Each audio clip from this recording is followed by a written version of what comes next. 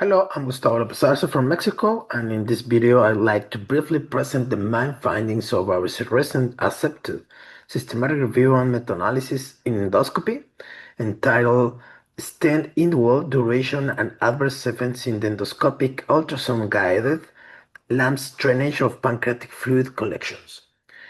We conduct this research because the common recommendation to remove LAMS at around 3 to 4 weeks has been widely adopted despite the limited direct evidence supporting this timing.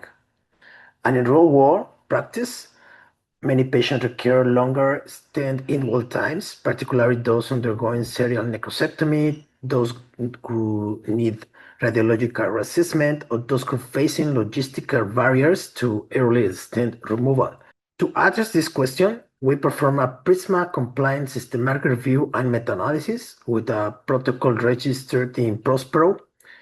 We include only prospective studies, including randomized trials and prospective observational cohorts that explicitly report the timing of the adverse events in relation to stent placement.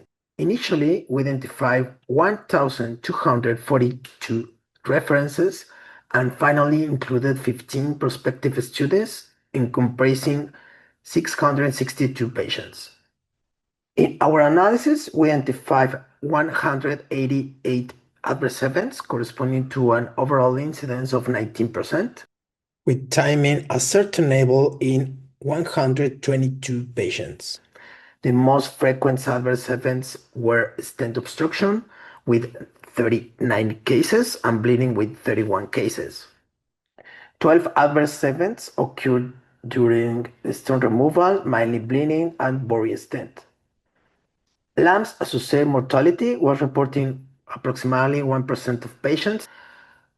Importantly, the time to event analysis, we found no significant association between LAMS indwell duration and the incidence of adverse events.